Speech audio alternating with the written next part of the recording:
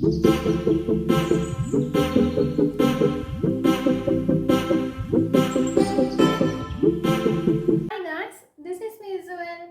ഞാൻ നിങ്ങളുമായിട്ട് പറയാൻ പോകുന്നത് പ്രണയത്തെ പറ്റിയാണ്. എന്താണ് പ്രണയം എന്നത് സാഹിത്യ ഭാഷയിൽ ഞാൻ പറഞ്ഞു കഴിഞ്ഞു. എന്നാൽ സയൻറ്റിഫിക്കലി നോക്കുമ്പോൾ എന്താണ് പ്രണയം എന്ന് വെച്ച് കഴിഞ്ഞാൽ ഹാപ്പി ഹോർമോൺസ് ആയ ഡോപാമിൻ, എൻഡ്രോഫിൻ, നോർഫിനോഫിൻ എന്നീ ഹോർമോണുകളും ലവ് ഹോർമോണായ ഓക്സിറ്റോസിനും ഇതെല്ലാം ഒരാളിൽ നിന്ന് കിട്ടിക്കൊണ്ട് ഇരിക്കുന്ന ഒരു അവസ്ഥയാണ് പ്രണയം എന്ന് പറയുന്നത്.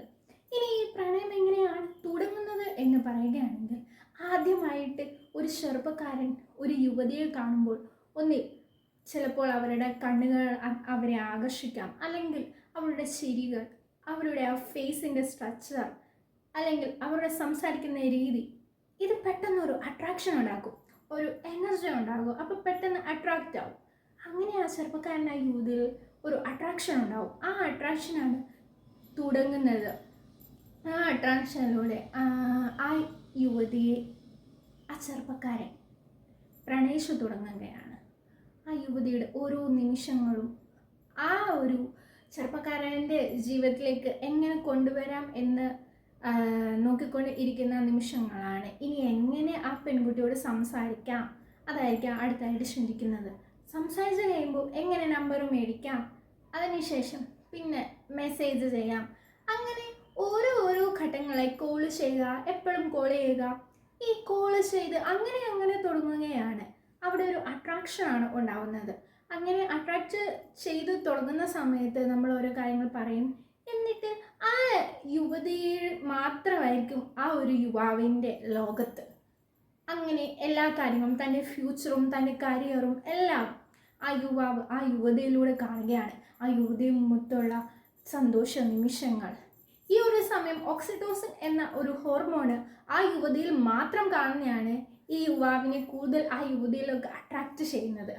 ഡോപാമൈൻ എന്ന ഹാപ്പി ഹോർമോൺ ആ യുവതി സംസാരിക്കുന്ന സമയത്ത് ആ യുവാവിന് വളരെയധികം സന്തോഷം നൽകുന്ന ഹാപ്പി ഹോർമോൺ.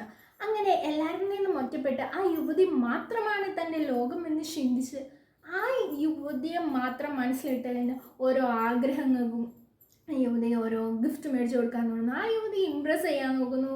ആ യുവതിയെ കൂടുതലായിട്ട് നമ്മളുടെ ജീവിതത്തിലേക്ക് എങ്ങനെ കൊണ്ടുവരാം എന്നൊരു പ്ലാൻ പ്രിപ്പയർ ആക്കിക്കൊണ്ടിരിക്കുകയാണ് ആ യുവാവ്. ഇങ്ങനെയാണ് പ്രണയത്തിൻ്റെ ആദ്യഘട്ടം. ഈ അട്രാക്ഷൻ കഴിഞ്ഞതിന് ശേഷം വേറൊരു ഘട്ടമുണ്ട്. ഈ അട്രാക്ഷൻ അല്ലാതെ തങ്ങൾ തമ്മിൽ ഒരുപാട് സംസാരിച്ച് കഴിഞ്ഞ് കമ്മ്യൂണിക്കേഷനായി ഒരുപാട് തരത്തിൽ സംസാരിക്കുകയും കാര്യങ്ങൾ പറയും, കാര്യങ്ങൾ ഷെയർ ചെയ്യും, തൻ്റെ ഹോബീസും എല്ലാം പറഞ്ഞതിന് ശേഷം എല്ലാം ഒരു ബാലൻസ് വരുന്നൊരു സമയമുണ്ട്. അതാണ് റിയാലിറ്റി. ഈ അട്രാക്ഷൻ ഉള്ള സമയത്ത് ആ യുവാക്കളും തമ്മിൽ പ്രണയിക്കുമ്പോൾ പോസിറ്റീവ് വശങ്ങൾ മാത്രമേ കാണുന്നുള്ളൂ. എങ്കിൽ ആ റിയാലിറ്റിയിലോട്ട് കടക്കുമ്പോൾ അവർ അവരുടെ നെഗറ്റീവ് വശവും കണ്ടു തുടങ്ങുന്നു. ഇവൾ സംസാരിക്കുന്ന രീതി ശരിയല്ല, അവളുടെ ഡ്രസ്സിങ് ശരിയല്ല, ഇവളെ ബാക്കിയുള്ളവരെക്കാട്ടിലും കുറച്ച് ഇങ്ങനെ ഓരോ കുഴപ്പങ്ങൾ കണ്ടുപിടിച്ച് തുടങ്ങുന്ന സമയമാണ് റിയാലിറ്റി എന്ന് പറയുന്നത്. തൻ്റെ മുമ്പിലുള്ള ആരാന്ന് എന്ന് ആ ഒരു സമയമാണ് ശരിക്കും ആ യുവാവ് മനസ്സിലാക്കുന്നത്. ഈ പെൺകുട്ടിയുടെ സ്വഭാവം അന്ന് കണ്ടിരുന്ന ആ പോസിറ്റീവ് സ്വഭാവം ഒന്നും ആയിരിക്കത്തില്ല.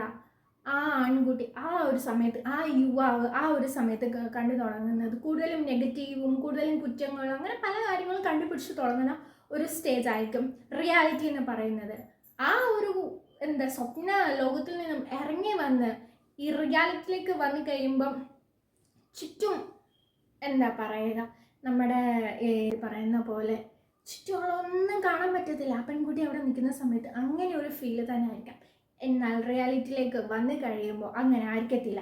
എല്ലാം മാറി മറിഞ്ഞ് തകർന്നടിഞ്ഞ് സ്വപ്നങ്ങളെല്ലാം വെറും ഒരു നിമിഷ നേരത്തേക്കോ ഉണ്ടാകുന്ന രീതിയിലായിപ്പോൾ ആ റിയാലിറ്റിയിലേക്ക് വന്നു കഴിയുമ്പോൾ പിന്നെ ആ റിയാലിറ്റിയിലൂടെ സഞ്ചരിച്ച് തുടങ്ങുകയാണ്.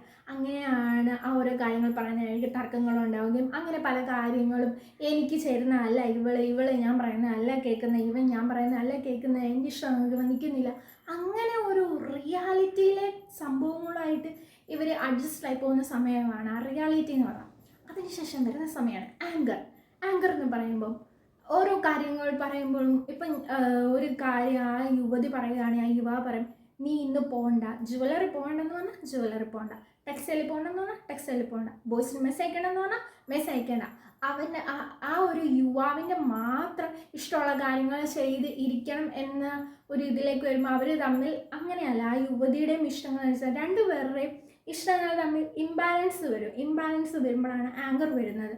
പിന്നെ തൊട്ടേനും പിടിച്ചതിനും എല്ലാം വെറുതെ ദേഷ്യപ്പെടുക, രണ്ടുപേരും അങ്ങോട്ടും ഇങ്ങോട്ടും അടി ഉണ്ടാക്കുക.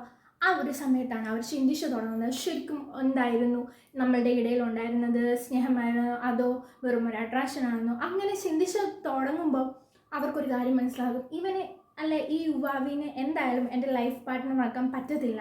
കാരണം എന്ന് വെച്ച് കഴിഞ്ഞാൽ ഞാൻ ആഗ്രഹിച്ച ഒരാളല്ല. അങ്ങനെ ഒരു തീരുമാനത്തിൽ എത്തുന്ന സമയത്താണ് ബ്രേക്കപ്പ് വരുന്നത്. അങ്ങനെ ബ്രേക്കപ്പ് വന്നതിന് ശേഷം ആ ഒരു റിലേഷൻ, ആ ഒരു പ്രണയം അവിടെ അവസാനിക്കുകയാണ്. പക്ഷെ ആ ആങ്കറും അതിജീവിച്ച് വരുമ്പോഴാണ് അക്സെപ്റ്റൻസ് വരുന്നത്. ഞാൻ ആഗ്രഹിച്ച ആളല്ല അപ്പുറത്തെ സൈഡിൽ നിൽക്കുന്നത്, എങ്കിലും ഞാൻ എല്ലാം കൊണ്ടും അക്സെപ്റ്റായി പോവുകയാണ് എന്നുള്ളൊരു ബാലൻസിൽ വരികയാണ് അവർ. അങ്ങനെ എല്ലാം അക്സെപ്റ്റ് ചെയ്ത് അത് ഫ്രണ്ടിലോട്ട് പോകുമ്പോഴാണ് ആ ഒരു റിലേഷൻഷിപ്പ് വീണ്ടും ജനിച്ചു തുടങ്ങുന്നത്. എല്ലാം കൊണ്ടും എനിക്ക് ഇപ്പം പറയുന്ന നോക്ക്, അവനിപ്പോൾ കേൾക്കണം എന്നില്ല, അല്ലെങ്കിൽ അവൻ്റെ സാഹചര്യം അത്ര മോശമാണ്, അവൻ്റെ കരിയർ അത്ര ഡള്ളാണ്, ഞാൻ സ്ട്രോങ് ആയിട്ട് നിൽക്കേണ്ട സമയമാണ്, ഞാൻ വഴക്കുണ്ടാക്കേണ്ട സമയമല്ല. അങ്ങനെ അവരെക്കുറിച്ച് കൂടുതൽ മനസ്സിലാക്കാൻ നമ്മൾ തുടങ്ങുകയാണ്. ആ ഒരു സമയത്താണ് ആ റിലേഷൻഷിപ്പ് വീണ്ടും ജനിക്കുന്നത്. അങ്ങനെ ജനിച്ചു തുടങ്ങുമ്പോൾ അത് കൂടുതൽ പോകുമ്പോൾ ഒരുപാട് കാര്യങ്ങൾ അറിയുകയും അവരെക്കുറിച്ച് മനസ്സിലാക്കുകയും ഇത് എൻ്റെ പെർഫെക്റ്റ് പാർട്ട്ണറാണ് എന്നുള്ളൊരു മനസ്സിലൊരു ചിന്ത വരികയും ചെയ്യും. എന്താണെന്ന് വെച്ച് കഴിഞ്ഞാൽ താൻ ആഗ്രഹിച്ചതിനെ, താൻ ആഗ്രഹിച്ച എക്സ്പെക്റ്റേഷൻ എല്ലാം വിട്ടിട്ടും തൻ്റെ ഇമാജിനേഷൻ വേൾഡിൽ നിന്ന് ഇറങ്ങി വന്നിട്ട് ശരിക്കും അവൻ എന്താണോ അവനെ സ്വീകരിക്കാൻ തയ്യാറാവുന്നതാണ്, അല്ലെങ്കിൽ അവളെ സ്വീകരിക്കാൻ തയ്യാറാകുന്നതാണ് അക്സെപ്റ്റൻസ് സ്റ്റേജ്. ഈ അക്സെപ്റ്റൻസ് സ്റ്റേജ് കഴിയുമ്പോഴാണ് ഇവരെ തമ്മിൽ എല്ലാം പറഞ്ഞ് രണ്ടുപേരും അങ്ങോട്ടും ഇങ്ങോട്ടും അക്സെപ്റ്റ് ആകുമ്പോഴാണ് അത് ശരിക്കും ഒരു കമ്മിറ്റ്മെൻറ്റിലേക്ക് നയിക്കുന്നത്. ആ കമ്മിറ്റ്മെൻറ്റ് ലോങ് ടേം ഇതിലേക്ക് കടക്കും, മാരേജ് പോലെ, അല്ലെ ഒന്ന് എൻഗേജ്മെൻറ്റ് നടത്തി വെക്കും, അത് കഴിഞ്ഞ് മാരേജ്, അങ്ങനെ ആ ഒരു കമ്മിറ്റ്മെൻറ്റിലേക്ക് കടക്കുന്നത്. ഇങ്ങനെയാണ് ഒരു പ്രണയം തുടങ്ങിയിട്ട് അവസാനിക്കുന്നത്.